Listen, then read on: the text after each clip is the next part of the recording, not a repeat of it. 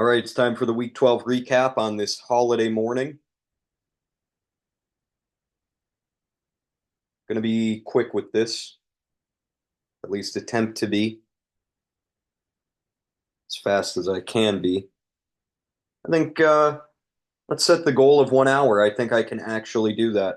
I really do. Not going to be too long-winded. Jump into the headline, which for the time being is going to be kind of a playoff picture. Going to just kind of take this spot as an opportunity to review that every week, unless something else jumps off the page to me. But I mean, things had really tightened up. Obviously, that was what I was talking about last week. Things had really tightened up. And then this past week, a little bit of separation, um, with me going 2-0, Peter and Krieger going 1-1.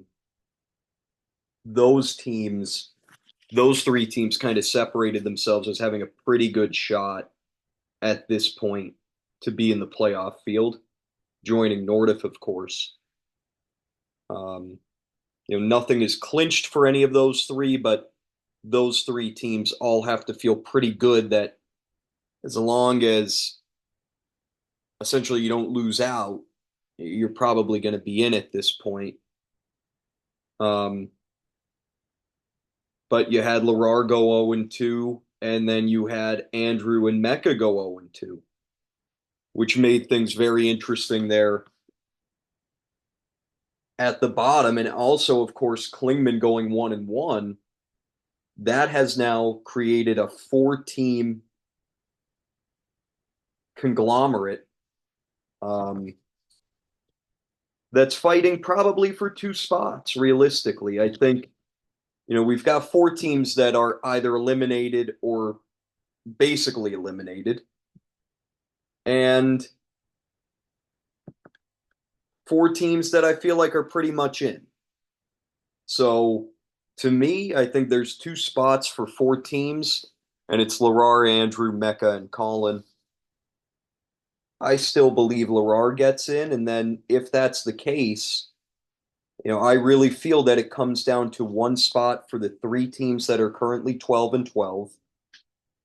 And you could flip a coin, you can pull out your magic 8 ball, do whatever you want. Who knows how that's going to play out.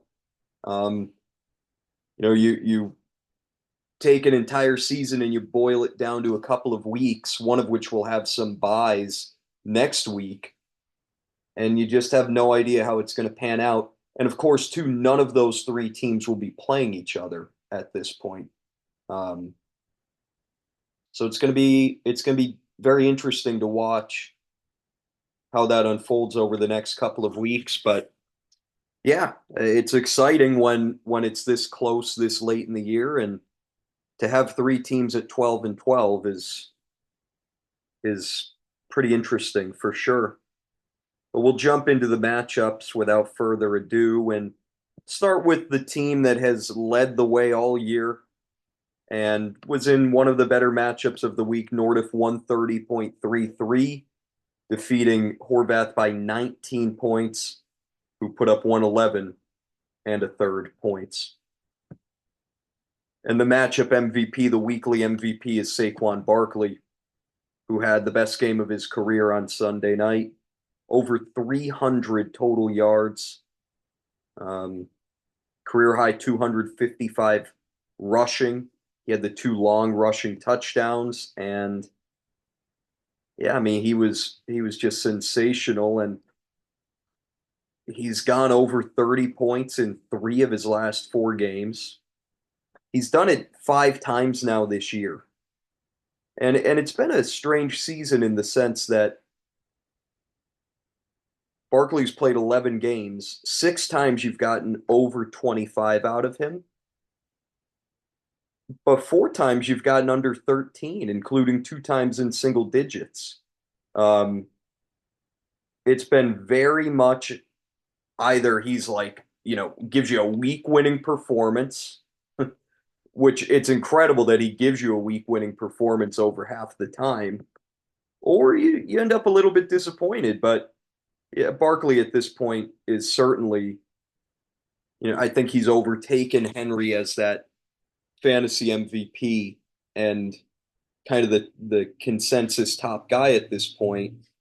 It's all coming together for him now with with the touchdowns, right? Four over the last 2 weeks and just incredible usage. He's had that all year.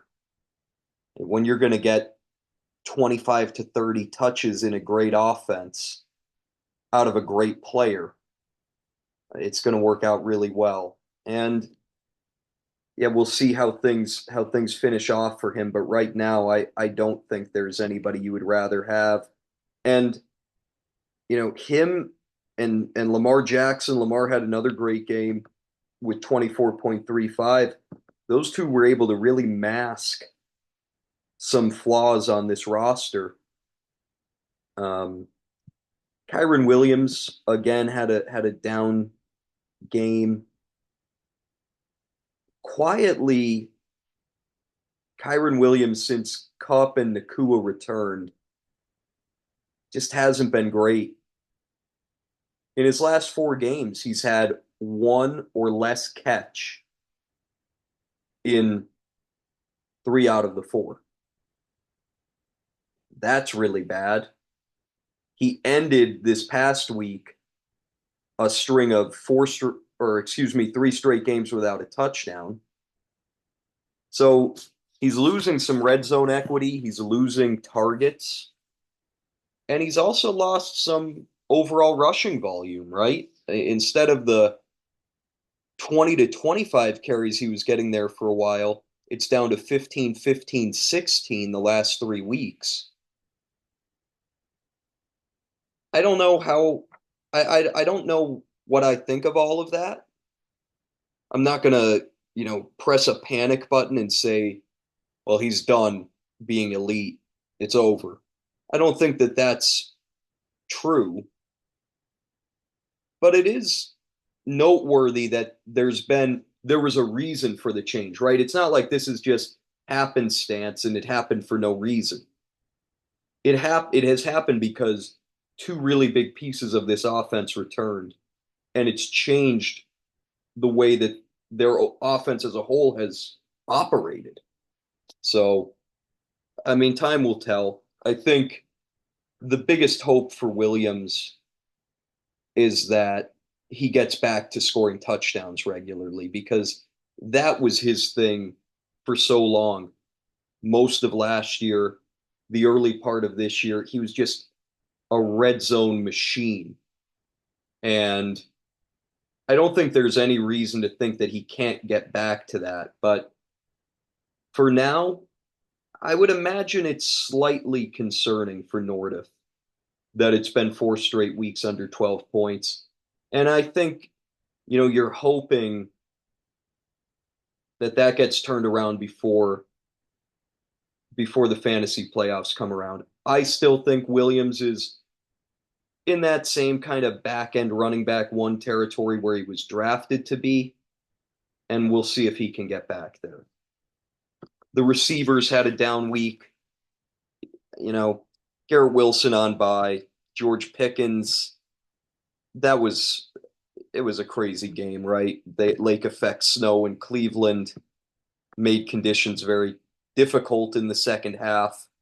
I don't think there's much you can take from that. Josh Downs ends up getting injured. Cade Otton is interesting. First game back for Mike Evans. He only sees 3 targets. We'll see what happens there. This was also a game where Tampa is up 30-0 seemingly at half. So they didn't have to push the ball down the field. And we'll see what happens with Otton. He's been so damn good. But with Evans returning, it is worth seeing if that impacts him down the stretch. How about Jalen Waddle on the bench? I mean, about time, right? This is his first big game of the year. 8 for 144 and a touchdown on 9 targets. You love to see that if you're Nothdurft. I mean, Nothdurft, when he made that trade with Dillon to get Barkley, Waddle was seemingly kind of a toss in, and Nothdurft has this kind of flex question, right? Downs, Jameson Williams, Waddle. He's looking for somebody to establish themselves as a week to week flex. And I'm sure Nothdurft would love if that could be Jalen Waddle. We have to see him string a few of these games together, but very encouraging, if nothing else, that he at least still has this in him to go off like that. But yeah, all in all, Nothdurft, this wasn't his best week, right? But you get to just see when you have elite options like Jackson, like Barkley, even when your team has a down week, those elite options can carry you through. That's what makes this team so tough, is that it has depth, but it also has elite ceiling guys. And it's why Nothdurft is 19-5 and has been the best team throughout the season. On the losing end, Horvath here. This was a really strong week for him. Patrick Mahomes has his best game of the season, right? And things are trending up for him. The touchdowns are coming. He's got 3 or more passing touchdowns he's got exactly 3 passing touchdowns in 3 of his last 4 games. So that is what has helped this turnaround for him. He also had 60 yards rushing in this game against Carolina. Jahmyr Gibbs keeps on rolling. Just as efficient as it gets, averaging almost 6 yards per carry. And he's seemingly good for a touchdown every week as well in that fantastic Detroit offense. Crazy thing with Gibbs is, he's known for his pass catching skill set. That hasn't even been a big part of it for him this year. He's only got 26 receptions through 11 games. And if you pull out the one game, the outlier where he had 7 receptions back in week 2, you're talking about 19 catches in his other 10 games played, less than 2 receptions per game. So that hasn't even been a big part of it for him this year. DJ Moore went off. Caleb Williams had maybe the best game of his career, and Moore benefited. 7 catches on 7 targets for DJ. Jonathan Taylor was rough. Of course, I get to watch him every week. I think there's a bunch of stuff going wrong there right now. Their line, the Colts' offensive line is banged up. They couldn't run. I mean, Taylor was getting contacted in the backfield, and I just don't think Taylor's right. I said that last week. I don't think he's healthy. And it's just it's become a really ugly situation. And Taylor, right, he's one of those guys. If he's not getting into the end zone, which he now hasn't in 4 straight games, if he's not doing that, you're not going to end up feeling good about his fantasy production. And so that's kind of the deal there. And Horvath he's in a pretty bad spot with Taylor. I think the hope is that the schedule gets a little bit easier late. But I don't know. It's trending downward for sure. But hey, nonetheless, Horvath had a great week.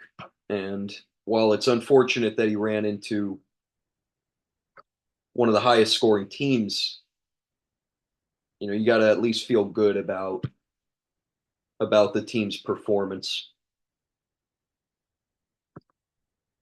We will move now to my matchup, 134.93. I defeat Andrew, 108.3. Matchup MVP, who was looking like weekly MVP for a while, Jaden Daniels. and welcome back.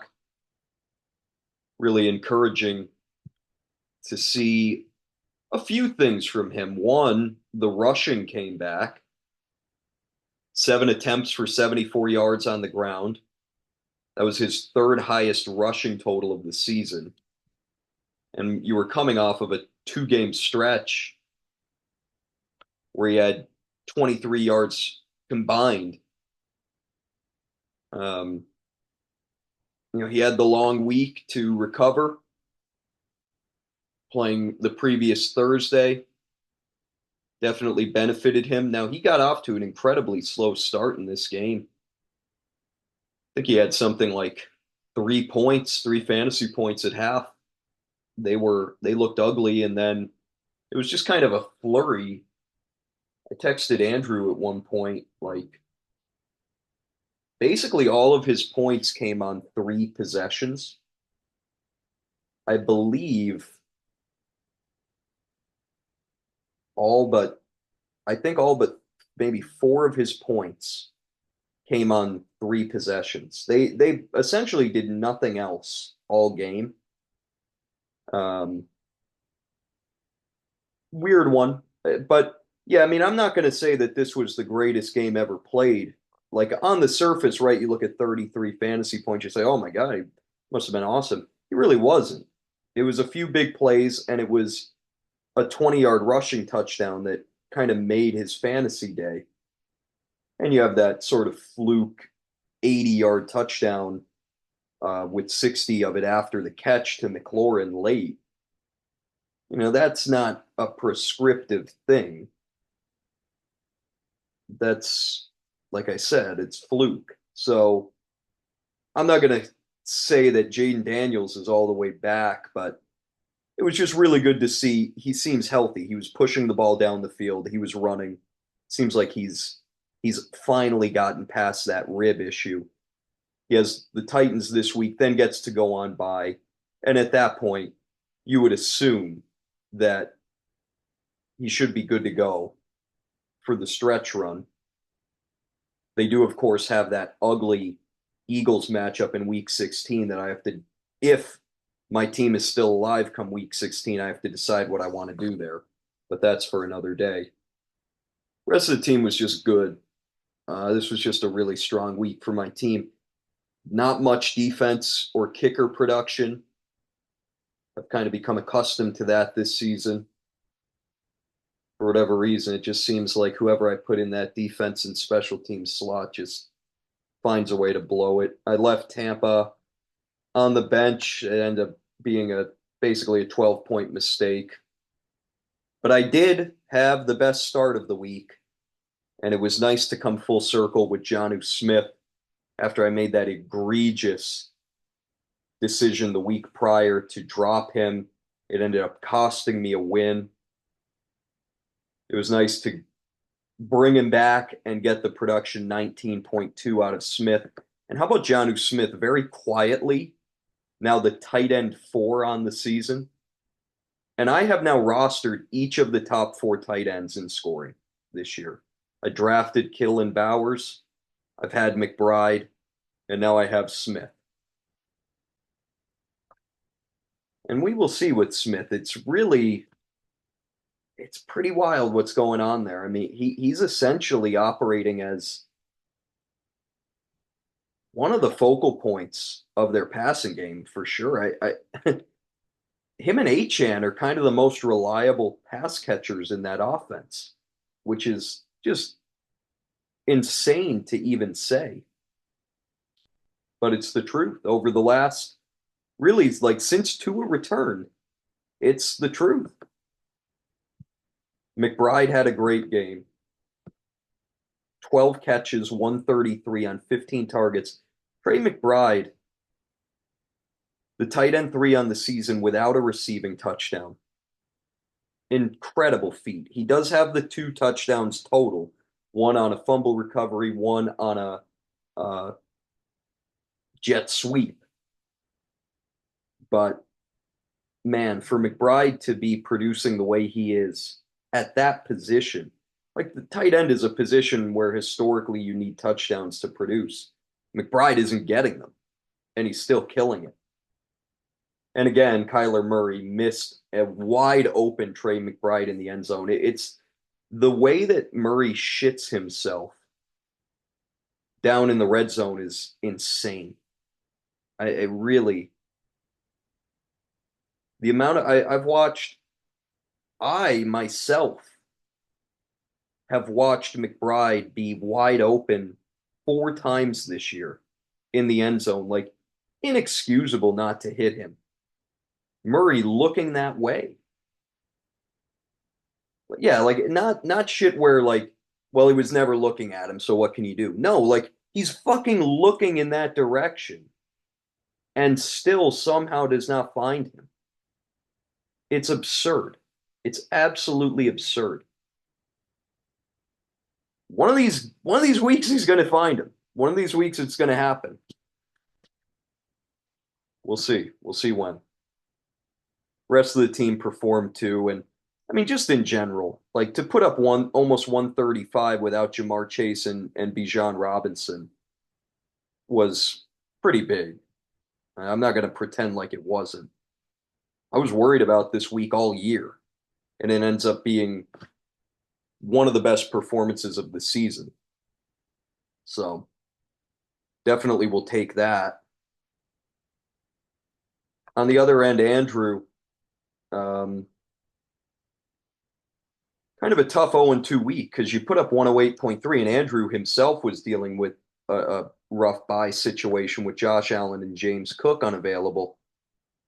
And you put up 108 with that, being without essentially your two best players or two of your top three, whatever you want to say. Uh, Andrew ends up losing the second matchup to Horvath by about 3 points. There are plenty of teams, right? There are 5 teams. If Andrew had faced 5 different teams, he would have come away with a win because he was seventh in scoring.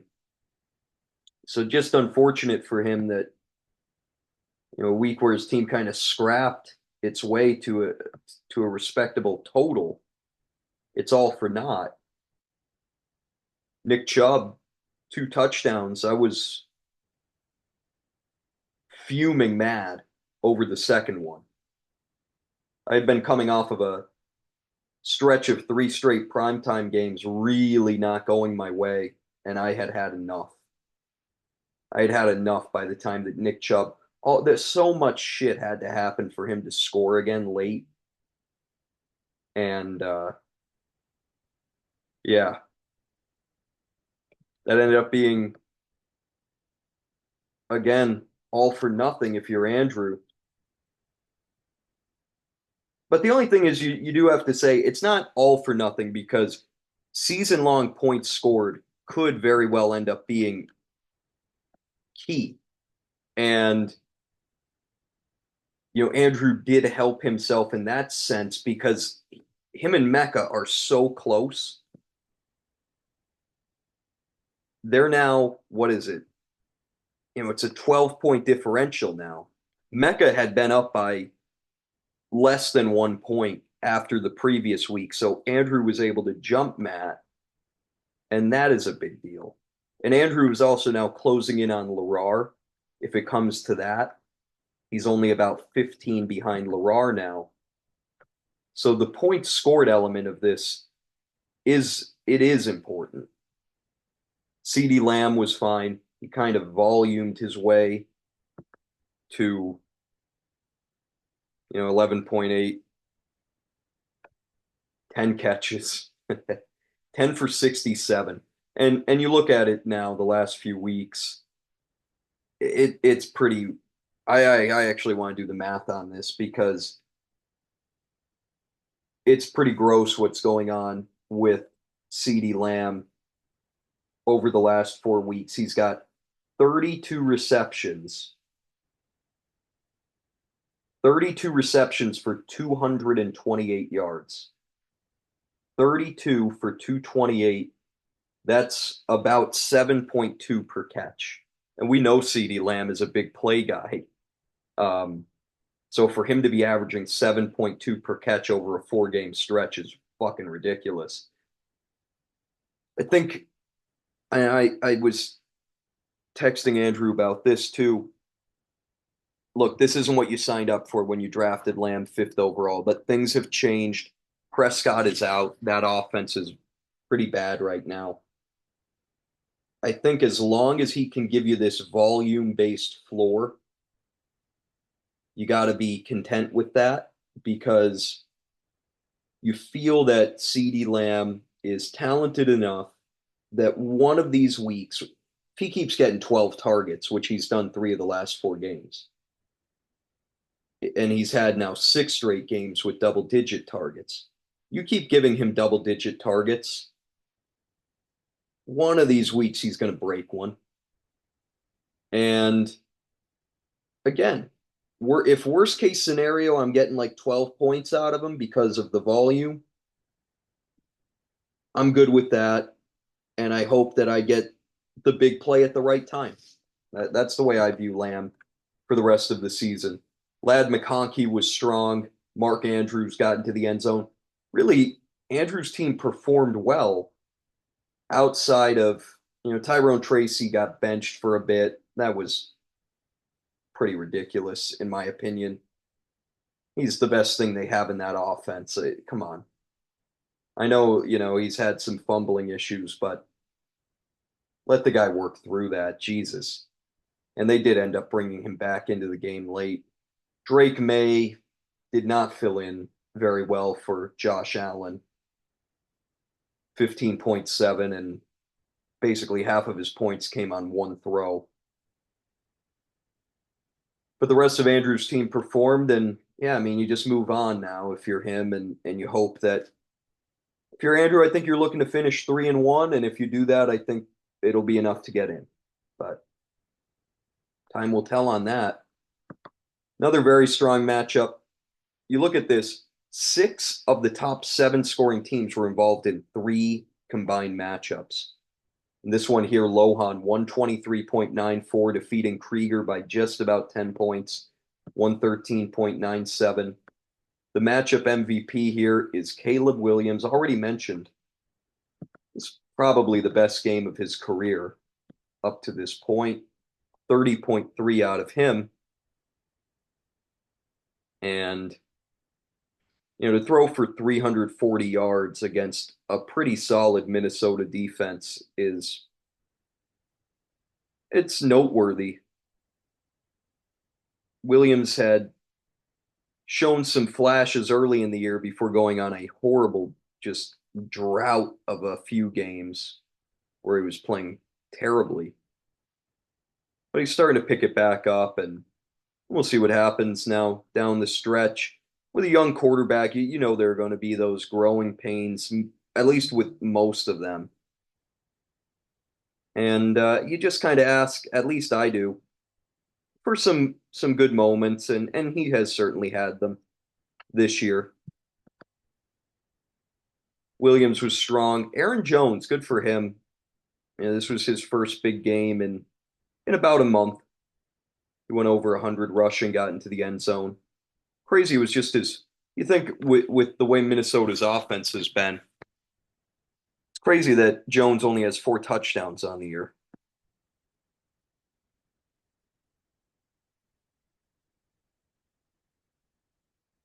A.J. Brown, just crazy what he's been doing. Like he's been so damn efficient. The targets really have not been there. A.J. Brown hasn't had double-digit targets since week 1. Like it's not like he's getting that elite target share.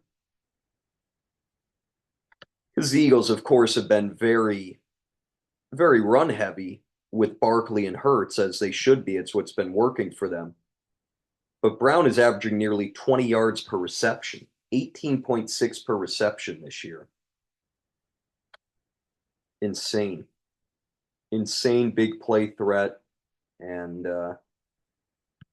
just a flat out wide receiver 1 in fantasy. All there is to say about him. Tony Pollard had his first big game in a little bit. You love seeing 27 touches. It almost kind of feels like they said, okay, enough is enough. We got to run our offense through this guy because he had 13 touches and 11 touches the previous 2 weeks. And then you get back to this massive usage that we had become accustomed to from him this year. And that's what led to the big fantasy day. Kareem Hunt, he was fine. Going to be very intrigued to see what happens with Hunt, with Pacheco returning. What is Kareem Hunt's role now? To me, he stays in short yardage, certainly. But outside of that, I'm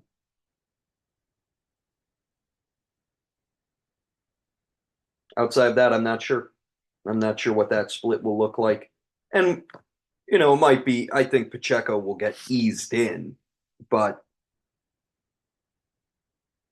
let's say 2 to 3 weeks from now, what does it look like at that point, that split?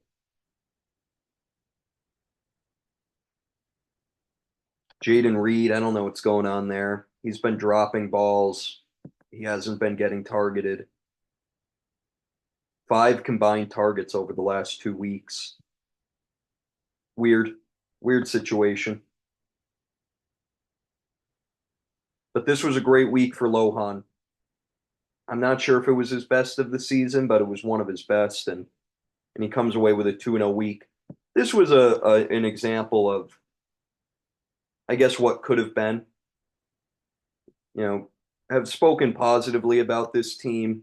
When Sam was on earlier this year, he spoke very positively about this team. This week was a sign of, and honestly, it wasn't even him at his best because Jaden Reed didn't perform, but like this is what you could have gotten out of Lohan's team, but it hasn't been there. Hasn't been there this year. Not enough. But he comes away with the win. Krieger losing here. Kind of lucky to come away with the 1-1 week. He only outscored Andrew by about 5.5. You get 30 points out of the Texans defense and Spencer Schrader at the kicking spot, and that'll help. It's kind of the difference. And also that huge touchdown pass to McLaurin, right?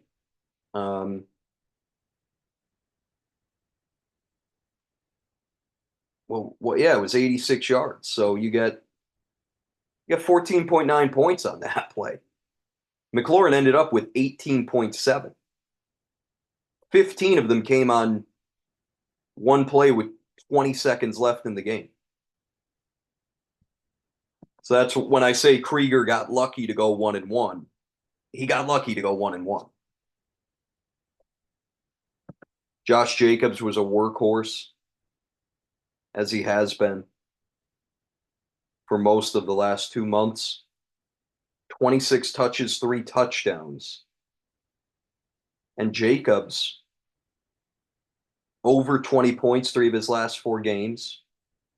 I would imagine since his slow start ended, which is like week 5 onward, he's, I would think, pretty easily top 5 in running back scoring. It's been very strong. Rest of the team was not great. Jared Goff, not good in his spot start. The touchdowns went to the running backs and not Goff. That's always the risk that you take when you play him. There are weeks where he just doesn't get the touchdowns. There are 4 times this year now where he's had 1 or less touchdowns. So, and I mean, you could even, let's add in the weeks where he had 2. It's 7 times out of 11 games.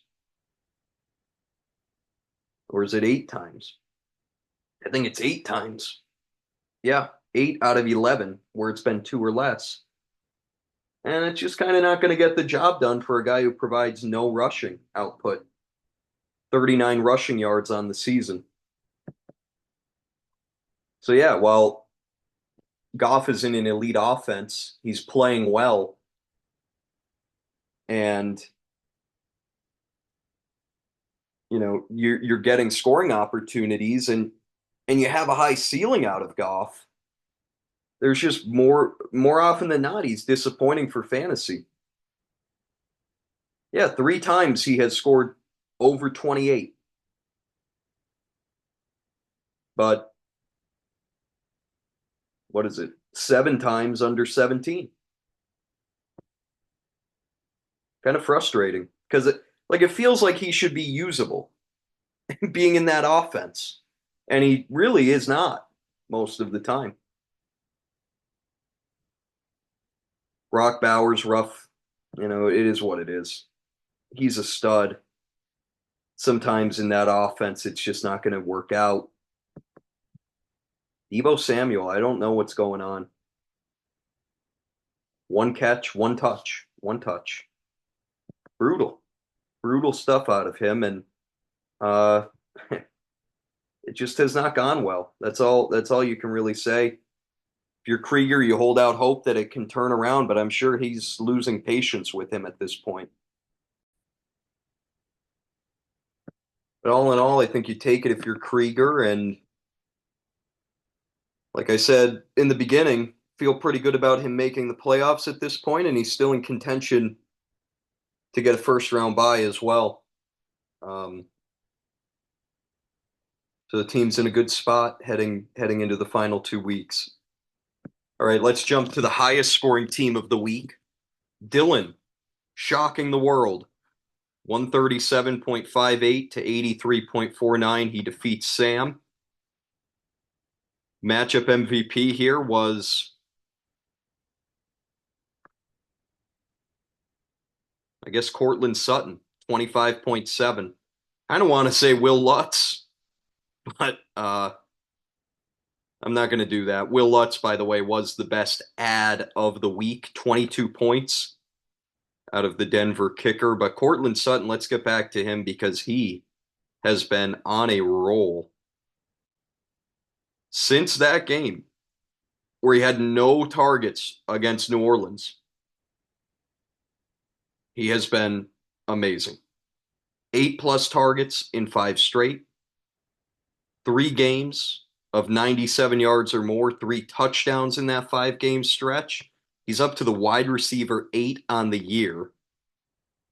Points per game, probably somewhere between 15 and 20. He's just settled in as a really good wide receiver, too. And it's hard to remember this, but I drafted Cortland Sutton way back when. And I think the dream for me was that he would be a target hog in Denver's offense. And early in the year, it just was not happening, really. That's not true. The targets were there. It was just that they were bad targets because Bo Nix hadn't gotten going yet. I kind of cut bait on him. I included him in that trade to get Bijan Robinson. Krieger then tried to trade Sutton to the world and eventually did send him to Nothdurft. And then Nothdurft sent him to Dylan in the package to get Saquon Barkley. So Sutton has been on a third of the teams in this league and has been floated around in trades to probably, if I had to guess, damn near everybody because of Krieger. And here he is settling in as a really nice piece on Dylan's team. Puka Nacua had a great game. He's been really damn strong. Since he came back from that injury, 98+ yards in 4 out of 5 games. The only game it didn't happen was the one where he was ridiculously ejected in Seattle. The only thing that hasn't come for him yet is the touchdowns. He only has 1 on the season.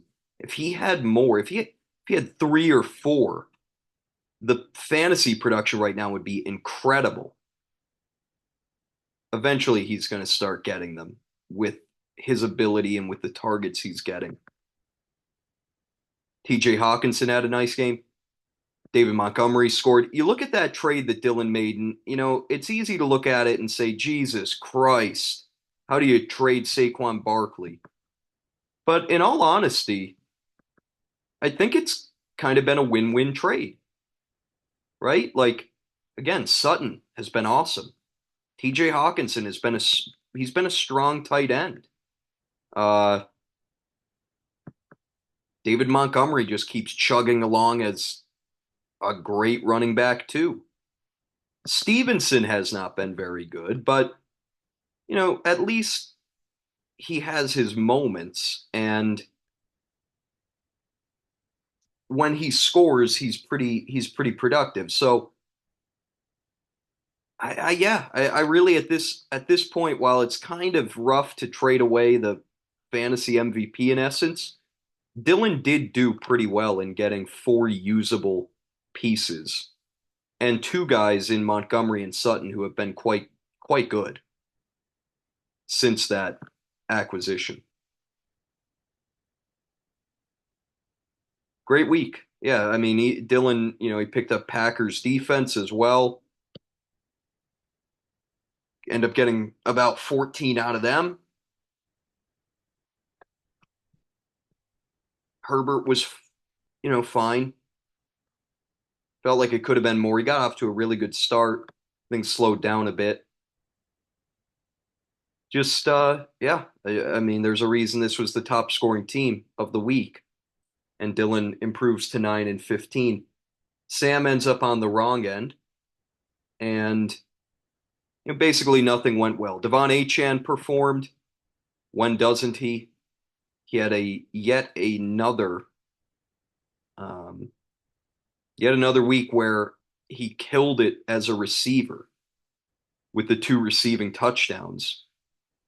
There have been plenty of weeks this season where he hasn't done much on the ground, but through the air, he has been elite. 5 receiving touchdowns now for Achane versus just 3 rushing. But yeah, the rest of the team, not much to speak for. Tyreek Hill just didn't have it. It was the Waddle and Jonnu Smith show. Mike Evans, not much in his first game back in that blowout over the Giants. Sam Laporta was brutal. Christian Watson was horrific. Um, the drops came back for him, some really bad ones. Sam made a couple of bad sit decisions, sitting Tua. I think I feel like I probably would have done the same thing because Kyler Murray, I mean, he had looked so good in that game before the bye against the Jets. Basically a perfect performance. And I have Kyler Murray in a different league, and I have Baker Mayfield as well. And I've kind of made the decision that I'm just done with Murray because while the highs are great, it is absurd that it's now 1, 2, 3, 4, 5, 6 games under 17, 4 games under 15. Like, who wants to deal with that? Who wants to deal with this flip of the coin half the time he's killing you? Yeah, half the time you're getting awesome production, but half the time you're getting crushed. And there's very little in between with him. Ends up costing Sam 18 points. It wouldn't have made a difference, but it was the worst sit of the week because Tua's been on a roll. Been on a roll, and him and Achane, like, you would think that Tua and Tyreek Hill would be the stack. It's essentially Tua and Achane with how much damage Devon does as a pass catcher. That's the stack, as crazy as that is.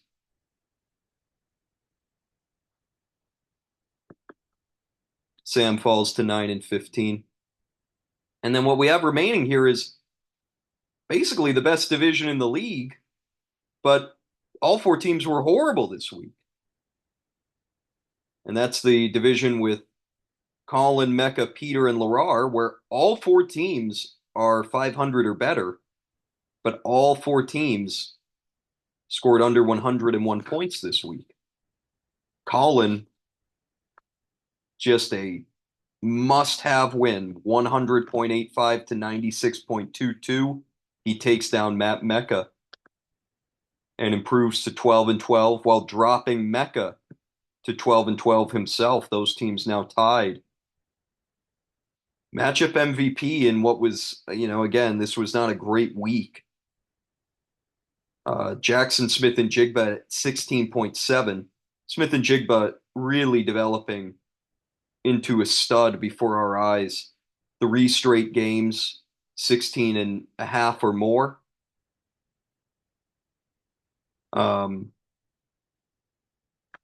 DK Metcalf he's banged up. He's got a couple of different things he's working through, and as that happens, Smith and Jigba is kind of quietly becoming the number one target in that offense. This is what he has the talent to be. There's a reason he was taken in the first round last year, and it's all starting to come together. Amazing he's now the wide receiver 10 on the season. And just, that's a good wide receiver 2 at this point, who's performing like a 1 over his last 3 games. Not much else, went great for Colin. But the good thing is that nobody really killed him. Brian Robinson scores 2.9. He ends up getting injured, exiting the game. And Colin texted saying, "We need a rule. We need a rule for this." We had a rule for this. We had a rule for this. The injury replacement rule. It didn't work. I would have loved for it to work because I agree. There's nothing more frustrating than when this happens. It's absolutely the worst when you have players go out with an injury. But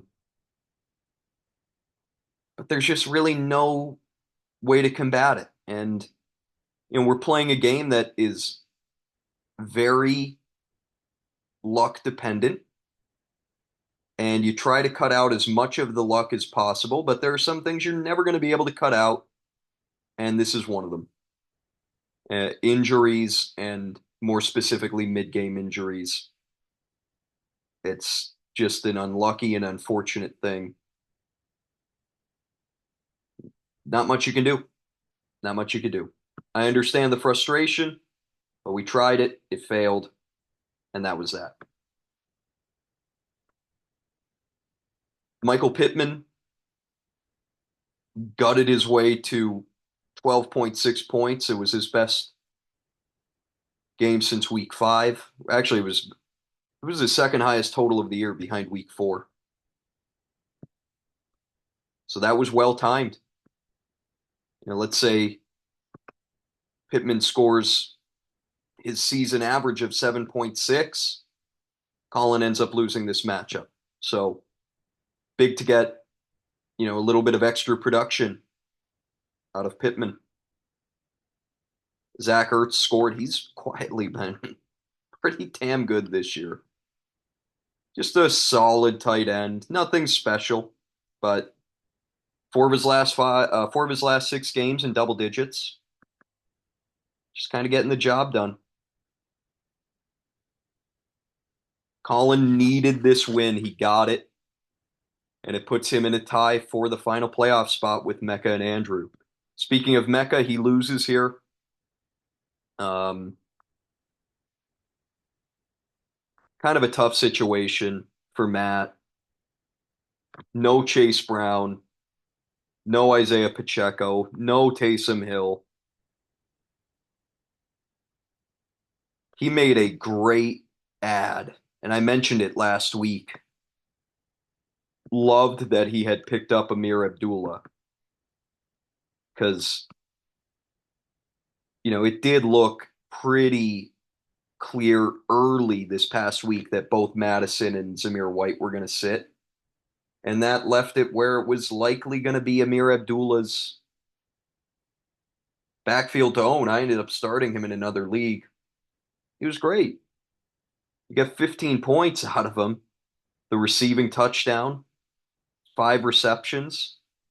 It went as well as it could have. And it gave Mecca a chance. He also starts Roshan Johnson, gets a touchdown out of him. So Matt started two pretty random guys, and you get a touchdown out of each of them. You got to be thrilled with that if you're Matt. But it was the rest of the team that didn't come through. Amon-Ra St. Brown on a day where the Lions didn't need to throw all that much. He ends up with just 6 receptions for 62 yards. Jawan Jennings, suffering with Brock Purdy out, goes 5 for 40. Marvin Harrison, who just, has a horrible role in that offense. Marvin Harrison, under 65 yards receiving in all but 2 games this year. Just has not worked out. And I don't really know why. Harrison only has, he's averaging something like 6 targets a game. Very odd. Kittle scored, and that was, again, big considering you're playing with the backup quarterback. Kittle's incredible season continues, but it just wasn't enough. Anthony Richardson didn't deliver, and I want to say, Anthony Richardson in the box score, it doesn't look very good. 11 of 28. Team just loves dropping passes. A touchdown was dropped on him. A really nice throw down the sideline to A.D. Mitchell. Would have gone for like 40 yards. Couldn't get his feet in bounds. He had no sideline awareness. You look at that Drew Ogletree drop touchdown. That cost Mecca this matchup. When it's this tight of a margin, you can highlight a couple of plays here and there.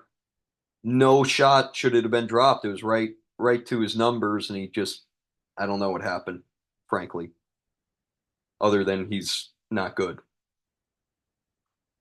So yeah, Richardson really got let down by his teammates, and it hurt Mecca's team as he takes an 0-2 week to fall to 12-12.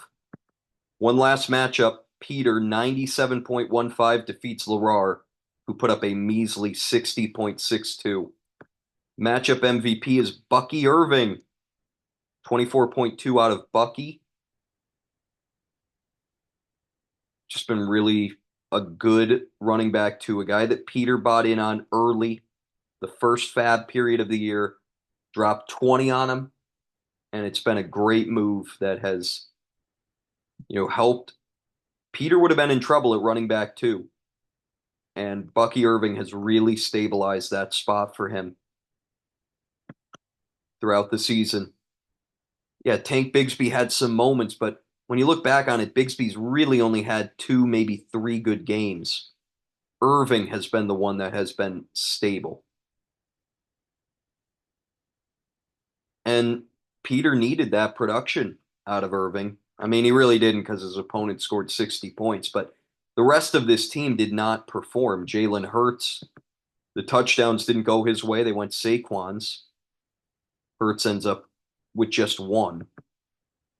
Derrick Henry, for the first time all year, didn't find the end zone. So you only get only 14 out of him. That's still a solid game. It's just not like the crazy, Henry had that stretch where he had scored 24.7 or more in 5 out of 7 games from weeks 3 through 9. It's tapered off a little bit over the last 3, but you get 24 for 140 on the ground. You still have to be happy. Jaylen Warren, he was actually a nice fill-in,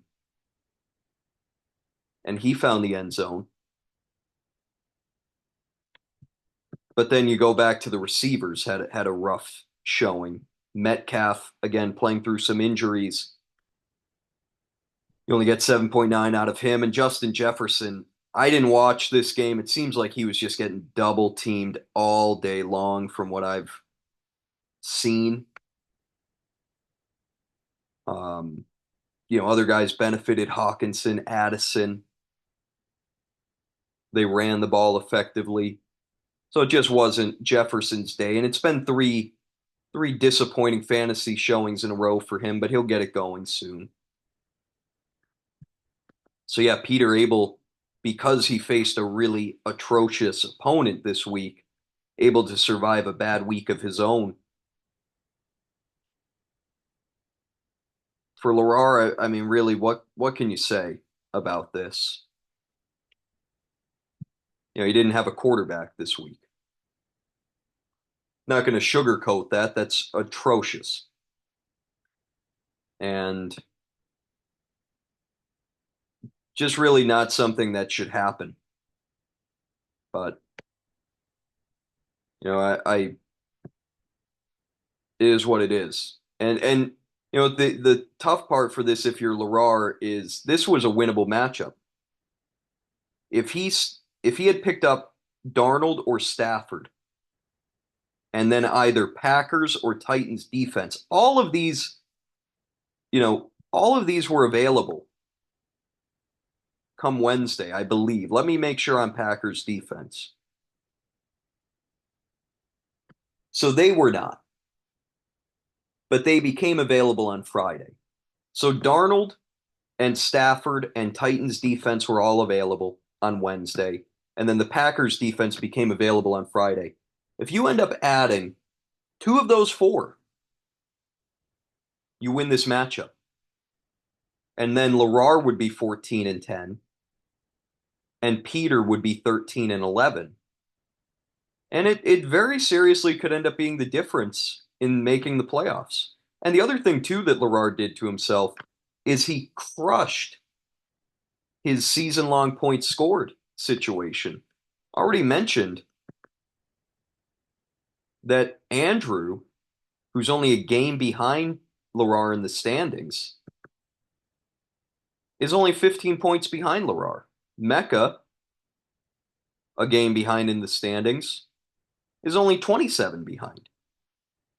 So Larar before this week was in really good shape against those two teams. Now it's iffy. And that's the result of just not starting a quarterback and then starting a defense that just never should have been started. The Chargers never should have been started against the Ravens. And they end up scoring negative 2.38. Quentin Johnston was a nightmare. Egregious drops. No catches. McCaffrey and Mixon were both rough, which that's just unfortunate. What can you even say about that? To get a week where those two guys combined for 13.3, that just sucks. J.K. Dobbins goes out mid-game with an injury. Unlucky. T. Higgins was on bye. It was just a perfect storm of just awful, awful things. Outside of Jacoby Myers and Cameron Dicker, everything else that could have gone wrong did, including just some bad management from Larar. So I still think this is a really good team. My opinion of that does not change, but this is, at this point, somebody who could miss the playoffs if things don't break the right way over these final 2 weeks. So that's going to do it for the matchups. And we will quickly now take a look at some interesting FAB bidding from last week. And didn't really expect to have anything that surprising this late in the year, but here we are, and we get fucking 30 FAB dropped on Xavier Worthy. Couldn't believe that. I bet if I tried to trade Xavier Worthy that nobody would have wanted him.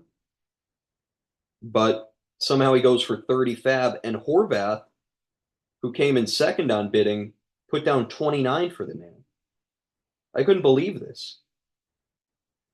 I actually thought there was a chance that he would go unclaimed.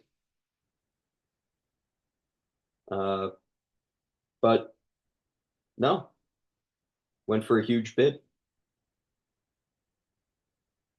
Kind of the only notable thing. I got Jonnu Smith for 3 FAB. That was a steal.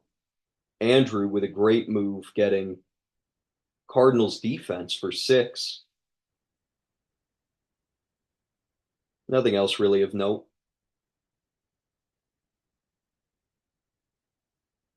Quickly take a look at the power rankings. They haven't really changed much. Nordhoff and I are still 1 and 2. Peter and Larar swap spots. Peter now 3, Larar 4. Krieger, Mecca, Andrew, and Colin all stay at 5, 6, 7, and 8, respectively. So many things are interchangeable in the middle of the power rankings. Dylan and Sam swap. Dylan goes to 9, Sam to 10. Horvath drops down. He was tied with Dylan for 10th. He drops to 11. Lorran stays at 12. Again, like that bottom 4, that's all super interchangeable too. You could almost just put them all tied. I think, to me, it's Nordhoff 1, I'm 2. Peter, Larar, Krieger are basically all the same. Mecca, Andrew, Colin are basically all the same. And then Dylan, Sam, Horvath, Lorran are basically all the same. It's kind of tiered that way.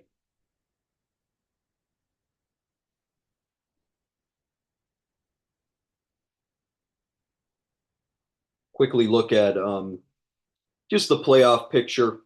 Nordhoff has locked up a first round bye. Nobody else has even clinched a playoff spot. Nordhoff has clinched a first round bye and his division as well. The only team that is mathematically eliminated is Lorran. Horvath is on the precipice of mathematical elimination. But there is, and actually the ESPN app it was very interesting. So the app had shown Horvath as being eliminated yesterday. And I thought, that's not accurate. That is not accurate. And then today it's taken that away. Horvath had been listed as E, and they have removed that. So explain that one to me. I think it makes no sense, but he should not be listed as eliminated because there is a path, albeit 1 in a trillion, that Horvath could get to 12 and 16, and then all of Andrew, Mecca, and Colin lose out. And there is a world where all of that could happen and Horvath gets in. So he's not mathematically eliminated. But there's a very good chance that after this week, Horvath, Sam, and Dylan will all be officially eliminated. It would, for them to not be, they would pretty much need to go 2 and 0 and have all of Andrew, Mecca, and Colin go 0 and 2, or at least 1 and 1.